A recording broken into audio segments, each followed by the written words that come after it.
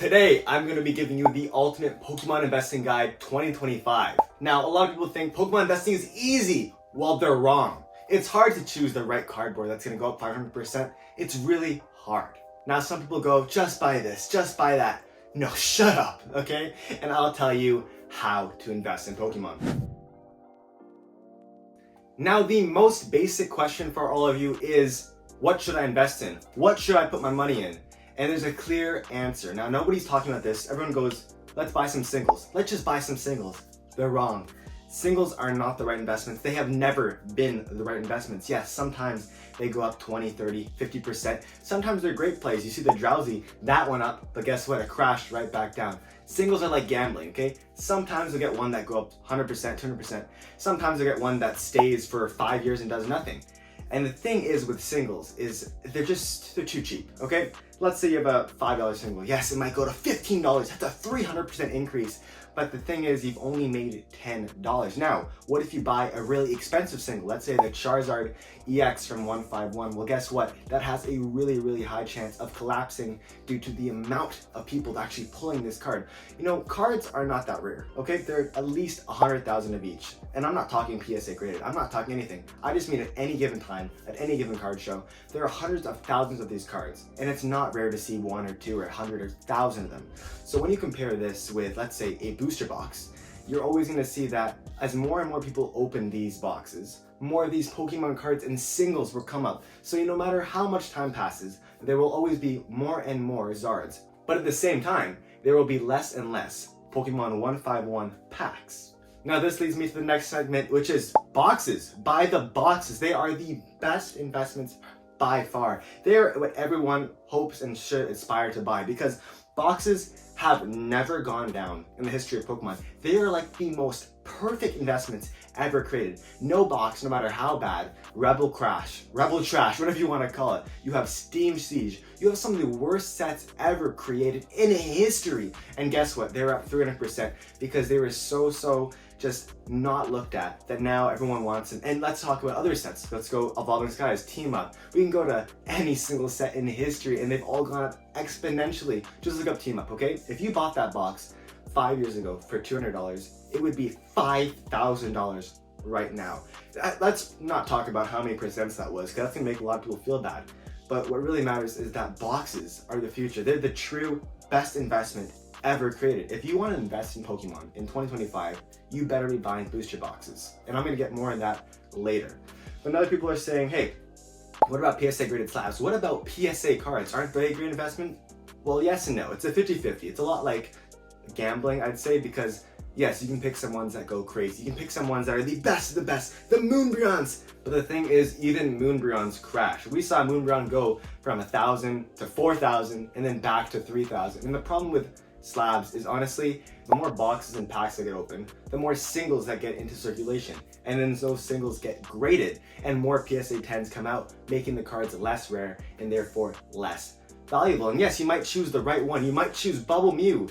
But the thing is, Bubble Mew crashed and now it's a half of what it used to be. And yes, it still went a good amount up. But the thing is, taking the energy to choose those certain PSA cards, those certain cards that are the greatest of all time, it's a lot of work. And I'd honestly rather buy the booster boxes, 100% guarantees.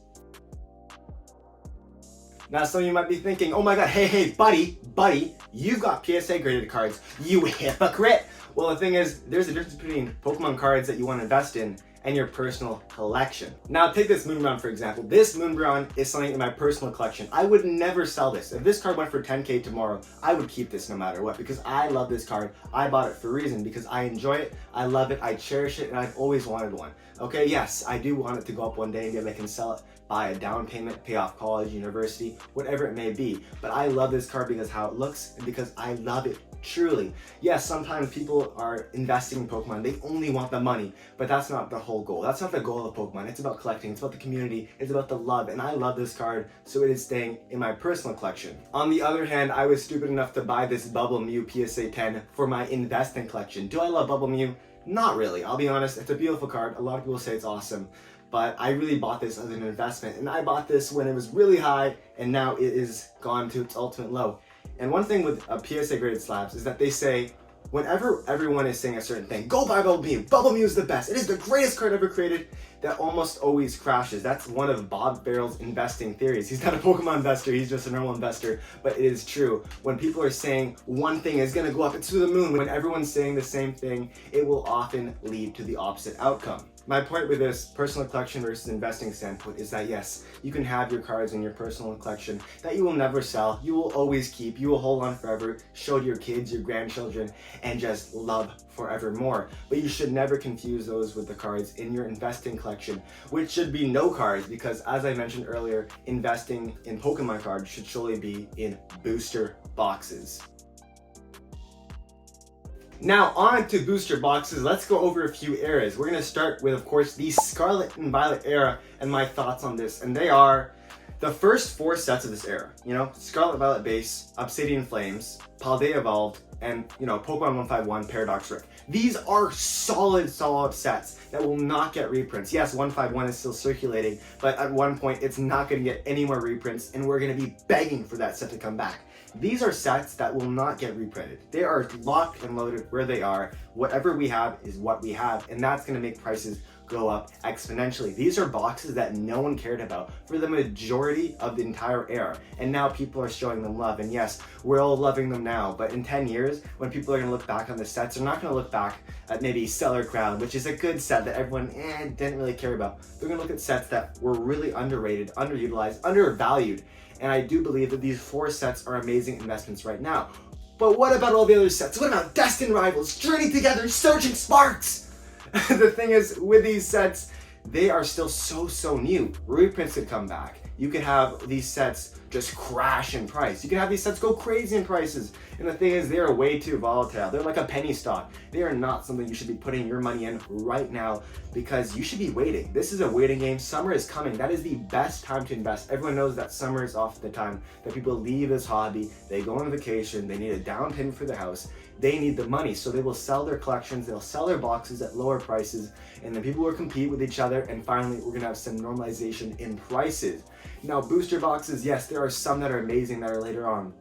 Surging Sparks is an amazing pick in my opinion. It has some of the best alt arts and illustration rares in the entire era. I do believe that there are a lot of sets that are going to come out that are going to be really good, but if you want to protect your money and your investments, I still think the top 4 are the very best. That being SV Base, Paldea Evolved, Obsidian Flames, Paradox Rift, and of course Pokemon 151. Now on to Sword and Shield, which is the gold mine of Pokemon investing. If you want to make crazy bang for your buck and have stuff that you're going to sell so easily, people are going to be begging for your product, you better be investing in the Sword and Shield era. Now, it is absolutely perfect for so many reasons. I'm gonna give you 3 right now. The first, it's out of print. It's donezo, gone. No one is making more of these sets. Pokemon Center is not releasing them. It is gone, and everything that we have in the wild right now will stay in that amount. And they're being ripped more and more every day, which means they're becoming more and more scarce. This era is also iconic. This was the COVID boom era, the time that the most people came into this hobby,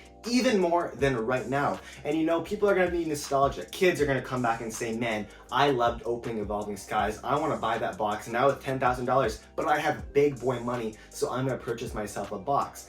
And you know what? It has some of the best cards in the entire era. The Sword and Shield era had alt arts. They had some of the most beautiful, prestigious artworks ever created. And when I look at alt arts and I compare them to every other era, and I've been through this game since the black and white era, when I compare those cards, they are next to none, maybe only coming close to things like XY era, especially Plasma full arts, XY era Mega Evolution full arts. We also have some cards like the Sun and Moon alt arts, like the Lovebirds, the Gengar Mimikyu, things like the Zora Greninja.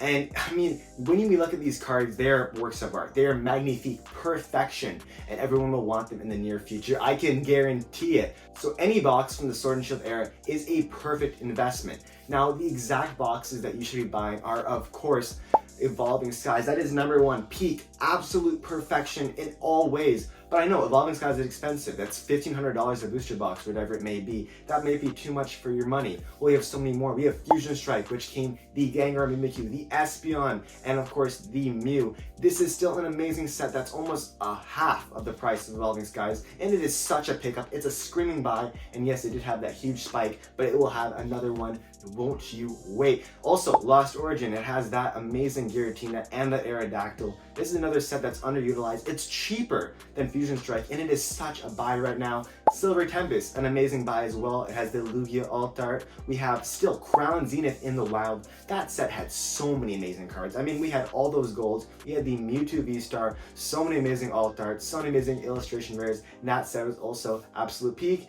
And of course, Chilling Reign, you cannot forget that set. The Blaziken, the Moltres, do not sleep on that.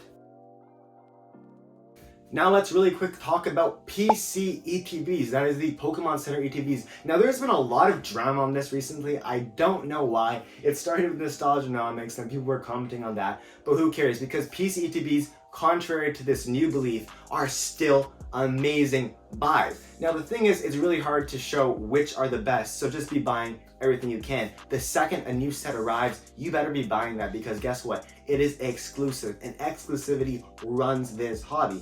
Now, the reason that this is getting so much drama around it is because a lot of the PSA 10 singles for the sets, let's say Temporal Forces, the Mesprit or Mischievous, is going for $2,500 USD. That is way too much. It's obviously going to crash. But I'm talking about the ETBs specifically, just the PC ETBs. Those are amazing pickups. They're exclusive, they're beautiful, they have better artwork, and they have a promo in them. Like, let's say in 10 years, you are going to want that promo because it is going to be extremely rare, hard to grade, and unobtainable to most. So of course, PC ETBs are buys. And finally, what about collection boxes? They're not booster boxes, but they have nice packs in it. Sometimes they contain a nice promo. And for these, I have to say, they're 50-50. Honestly, if you want to keep them not 100% for investing, maybe you want to open them future with your kids, maybe you want to just hold them because you really like them, and you want to open them in the future. I think collection boxes are a great way to buy packs for cheap and have a variety with like maybe a nice promo. It's a great way to invest on a budget with also having a lot of ways to obtain it and not having these crazy high prices of booster boxes or, you know, scalp things like Journey Together and Destiny Rivals. Collection boxes can be really cool, but if I have to choose that over any booster boxes, I would of course choose the booster boxes. Hey, Ethan from the future here. If you are trying to collect within a certain budget, like, you know, in the thumbnail I posted, then there are a few items that work perfectly for this scenario. First up is if you have only $10. If you only have $10 to spend, that's okay. You can buy a Fusion Strike sleeved booster pack. Now, of course, Fusion Strike is an amazing set, and with this budget, you don't have much, but a sleeve booster pack will always do you good. Now, if you have anywhere from about $50, you can usually buy a build and battle of either Fusion Strike or Lost Origin. These are between $40 and $50 and contain 4 packs of the set as well as a promo card. These are also amazing purchases. It's a sealed product and it's also pretty rare. Now, if you have $100 to spend, I would recommend getting an ETB. Now, things like Fusion Strike and Lost Origin are way out of there. The price range on those are crazy. But if you do have $100, then things like the Silver Tempest ETBs, things like Chilling Reign, maybe even Brilliant Stars, Lost Origin if you're feeling up to it. You can also buy a blister pack of Evolving Skies that comes with 3 packs of Evolving Skies and a promo. These are all amazing products that will do amazing in the long term. They're sealed, they're nice, and they contain packs of some of the most sought after set in the entire Sword and Shield era. Now, if you have $250, I would recommend either buying a collage of what I've mentioned earlier, or you can buy a booster box of something like Paldea Evolve. Now, this set is out of print. It's gonzo and has some of the nicest illustrations of the entire Scarlet and Violet era. And finally, if you have $500,